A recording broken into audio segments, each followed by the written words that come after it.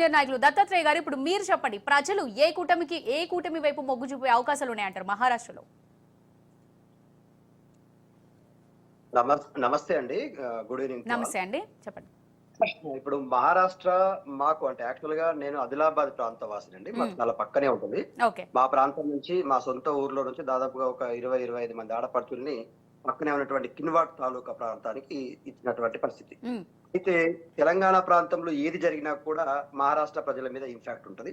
Maharashtra border గా ఉన్నటువంటి జిల్లాలో ఏది జరిగినా కూడా తెలంగాణ ప్రాంతం మీద ఆ ఇంపాక్ట్ కనిపిస్తూ ఉంటుంది. మనకు నాందేడ్ కావచ్చు, అక్కడ ఇప్పుడు యవత్మాల్ కావచ్చు, ఈ చంద్రాపూర్ జిల్లా కావచ్చు, ఇవన్నీ కూడా మనకు చుట్టుపక్కల చాలా దగ్గరగా అసోసియేట్ ఉంటాయి. మనకు నిజామాబాద్ కు ప్లస్ ఆదిలాబాద్ కు చాలా క్లోజ్ అసోసియేషన్ విత్ మహారాష్ట్ర. గతంలో కేసీఆర్ ప్రభుత్వం ఉన్నప్పుడు ఈ రాష్ట్రంలో రైతు కోసం ప్రవేశపెట్టినటువంటి రైతు బంధు గాని, రైతు బీమా గాని, రైతులకు ఉచితంగా ఇచ్చేటువంటి ఉచిత విద్యుత్ గాని, రైతు రుణమాఫీ గాని, ఇవన్నీ చూసిన తర్వాత రైతులు అరే మీ ప్రాంతంలో రైతులమై ఉంటే బాగుండు, ఆడపిల్ల గుడితే 13,000, మగ పిల్లగాడు గుడితే 12,000 ఇవ్వడం, ఇలాంటివన్నీ చూసి చాలా ఆకర్షితమై చాలా సార్లు మహారాష్ట్ర నుంచి ప్రజలు చుట్టుపక్కల గ్రామాల వాళ్ళు మా ప్రాంతానికి వచ్చినప్పుడు గాని, ఈ ప్రాంతంలో మమ్మల్ని కలపండి అనేటువంటి నినాదం కూడా కొన్ని పేపర్లలో మనం చూసాం. అయితే ఇప్పుడు ఈ తెలంగాణ రాష్ట్రంలో జరుగుతున్నటువంటి సంవత్సర కాలంలో కాంగ్రెస్ పార్టీ పాలిస్తున్న సంవత్సర కాలంలో జరిగినటువంటి నిర్లక్ష్యం, తెలంగాణ ప్రజల మీద జరిగినటువంటి నిర్లక్ష్యము, వాళ్ళు ప్రకటించినటువంటి స్కీముల్లో కూడా ఎక్కడ కూడా పూర్తి స్థాయిలో అమలు చేయకపోవడం అనేటువంటిది కూడా అక్కడ డిస్కషన్ జరుగుతుంది. ఎందుకు అంత గట్టిగా చెప్తా ఉన్నానంటే, ఇప్పుడు మనకు నెలకు ప్రతి మహిళకు 2,500 రూపాయలు ఇస్తామని కాంగ్రెస్ పార్టీ ప్రకటించింది. అక్కడ ఇదే కాంగ్రెస్ పార్టీ కూటమిగా ఉన్నటువంటి మహాయుతి కూడా అక్కడ ఏం చెప్పారంటే 3,000 ఇస్తామని చెప్పారు మహిళలకు. అలాగే ఇక్కడ ఉచిత బస్సు ఉంది, అక్కడ ఉచిత బస్సు ఇస్తామని చెప్పారు. రైతులకు ఇక్కడ 2 లక్షల పైచులకు రుణాలు ఉంటే మాఫీ చేస్తామన్నారు, అక్కడ 3 లక్షలు ఉంటే మాఫీ చేస్తామన్నారు. నిరుద్యోగులకు ఇక్కడ 3,400 రూపాయలు మన నిరుద్యోగ భృతి ఇస్తామని ప్రకటించారు, అక్కడ 4,000 ఇస్తామని ప్రకటించారు. సో ఆరోగ్యానికి సంబంధించి 25 లక్షల వరకు బీమా సౌకర్యం కల్పిస్తాం, హెల్త్ స్కీమ్ ఆరోగ్యానికి సంబంధించి కల్పిస్తామని చెప్పేసి ఇప్పుడు మహారాష్ట్రలో చెప్తా ఉన్నారు. ఇక్కడ తెలంగాణ ప్రజలు కంపారిజన్ చేస్తారు కదా మేడం. ఇప్పుడు నేను ఏమంటున్నా అంటే, తెలంగాణ ప్రాంతంలో ఎన్ని పథకాలు అందుబాటులోకి వచ్చినాయి, ఎంతమంది ప్రజలకు సంవత్సర కాలంలో 6 గ్యారెంటీలు 100 రోజులు అనే నినాదంతో కాంగ్రెస్ పార్టీ తెలంగాణ ప్రాంతంలో ఎన్నికల్లోకి వెళ్ళింది. 6 గ్యారెంటీల్లో కేవలం ఒక ఉచిత బస్సు మినహాయించి మిగతా ఏ పథకాలకి అమలు అవుతున్నాయా అమలు అవుతలేవా అనేటువంటి తెలంగాణ ప్రజలకు మొత్తం తెలుసు. 2 లక్షల రుణమాఫీ విషయంలో నిర్లక్ష్యం జరిగింది, 2 లక్షల ఉద్యోగాల పేరు మీద నిర్లక్ష్యం జరిగింది. తర్వాత ఈ మహిళలకు ఇస్తామన్నటువంటి 2,500 రూపాయలు అందట్లేదు, 4,000 రూపాయలు వృద్ధులకు పెన్షన్ల రూపంలో వస్తాయని అవి అందట్లేవు, వికలాంగులకు 6,000 అందట్లేవు. ఇవన్నీ డిస్కషన్స్ అక్కడ స్టార్ట్ అయిపోయింది ఆల్రెడీ. అంటే ఇప్పుడు మన తెలంగాణలో ఉన్నటువంటి కాంగ్రెస్ పాలన ఎఫెక్ట్ ఏదైతే ఉందో అది మహారాష్ట్ర పైన కూడా, అంటే అక్కడ కూడా ఈ ఎఫెక్ట్ ఉంటుందంటారు? 100% ఎందుకంటే మేడం, ఇప్పుడు మనం కర్ణాటకలో కంపారిజన్ చేస్తాం తెలంగాణ ప్రజలు.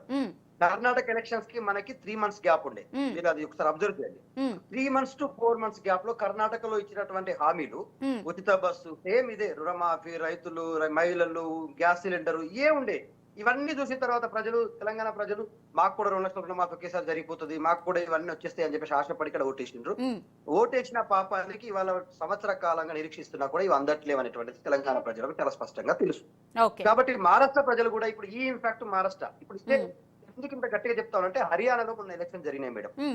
7 క్యాండిడేట్ల పేరు మీద పోయినరు, 7 గ్యారెంటీలు కథం ఆవిరైపోయినాయి. అక్కడ గెలవాల్సిన రాష్ట్రం కొంచెం కాన్సన్ట్రేట్ చేస్తే కాంగ్రెస్ పార్టీ ఆధీనంలో ఉండాల్సిన రాష్ట్రం అది బీజేపీ చేసి ఎత్తుకపోయింది. నేను అనేది ఏంటంటే, మొన్న ఖర్గే గారు కర్ణాటకలో డీకే శివకుమార్ గారు ఏమంటున్నారంటే, మేము ఉచిత బస్సు పథకం అమలు చేయడం కొంత అసాధ్యం అవుతా ఉంది సార్, ఆర్థిక ఇబ్బందులు స్టార్ట్ అయినాయి, వెనక్కి తీసుకోవాలనుకుంటున్నాం అనేటువంటి డిస్కషన్ స్టార్ట్ చేసిన తర్వాత ఖర్గే గారు చాలా ఇంటర్నల్ గా చాలా సీరియస్ అయ్యారంటే, ఏమని, మీరు ఎందుకు బాబు బడ్జెట్ మీద అవగాహన లేకుండా పథకాలు ఎందుకు ప్రవేశపెడతారు, ప్రవేశపెట్టిన తర్వాత అమలు చేయకుండా ప్రజలను ఎందుకు ఇబ్బందులు పెడతారు, ఇవి ప్రజలు ఒక రోజు ఓటేసి మర్చిపోయే వాళ్ళు కాదు, 5 సంవత్సరాలు మనం అధికారంలో ఉండాలా, ఈ ఒక్క రాష్ట్రంతోనే అయిపోదు ఎలక్షన్, మనం పక్క రాష్ట్రంలో కూడా వెళ్ళి ఓటు అడగాల, ఇవే చూపించి అక్కడ ఓటు అడుగుతున్నప్పుడు వాళ్ళు మనల్ని వ్యతిరేకిస్తారు, మనల్ని ఆదరించరు, మనకు ఆ ఓటు బ్యాంక్ అక్కడ తగ్గిపోతుంది, మనం ఓటమి పాలయ్యే అవకాశం ఉంటది, కాబట్టి ఎందుకు ఇట్లా చేస్తున్నారు. ఇప్పుడు నేను ఇక్కడ చెప్తా ఉన్నాను మేడం, తెలంగాణ రాష్ట్రంలో కాంగ్రెస్ పార్టీ ఇచ్చిన హామీలు అమలు కావాలంటే దశాబ్ద కాలం పడుతుంది. 10 సంవత్సరాలకు సరిపోయినటువంటి బడ్జెట్ అవసరం ఉంటుంది ఆ స్కీమ్ కి. మీరు చూడండి,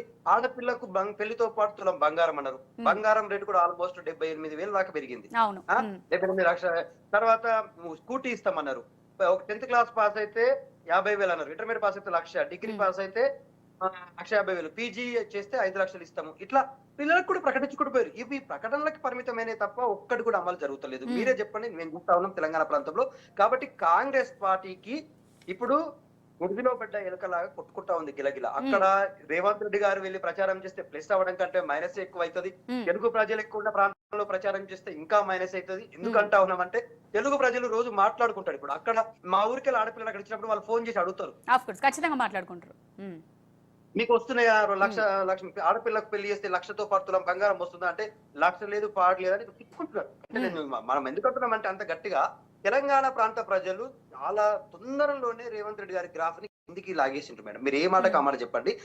ఆయన అధికారంలోకి రావడం కోసం ఎంత అగ్రెసివ్ గా ఎంత ఫిరోషియస్ గా వెళ్ళాడో, అధికారంలోకి వచ్చిన 1 year లో ఈ అమలు చేయలేకపోవడం వల్ల, నిలబెట్టిన మాట మీద నిలబడకపోవడం వల్ల బీసీలకు ఇచ్చినటువంటి ఆ బీసీ బంధు లేకపోతే బీసీలకు ఇచ్చినటువంటి బీసీ డిక్లరేషన్ లో కూడా కులగణన చేయడానికి ఇంత డిలే చేయడము, వీధి పోరాటాలు చేసి పాపం బీసీ సంఘాలన్నీ కొట్లాడి ప్రతిపక్షాలన్నీ ప్రశ్నించి లాస్ట్ అసెంబ్లీలో తీర్మానం చేయకూడనే కమిటీ చేసి మళ్ళీ కోర్టుకు పోతే కొత్త కమిటీ చేసి, సో ఇట్లా ఇవన్నీ ఫెయిల్యూర్స్ ఒకదాని తర్వాత ఒకటి. హైడ్రా పేరు మీద హైదరాబాద్ లో కూల్చివేతలు, సో ఇవన్నీ అక్కడ చూస్తున్నారు మహారాష్ట్ర ప్రజలు కూడా. కాబట్టి మహారాష్ట్రలో కాంగ్రెస్ పార్టీకి తెలంగాణ ప్రాంతం నుంచి వీళ్ళు ఎవరినా కూడా అక్కడున్న సింపతి పాపం మొన్న అర్ధాంతరంగా వాళ్ళ పార్టీలను చీల్చడము, అక్కడ శివసేనని 2 ముక్కలు చేయడము, శరద్ పవార్ గారి ఎన్సీపీని 2 ముక్కలు చేయడము, బీజేపీ పార్టీ కొంత బీజేపీ పార్టీ మీద అక్కడ మహారాష్ట్రలో ఉన్నటువంటి సాంప్రదాయ ఓటు బ్యాంకర్స్ అందరూ కూడా కోపంగా ఉన్నారు.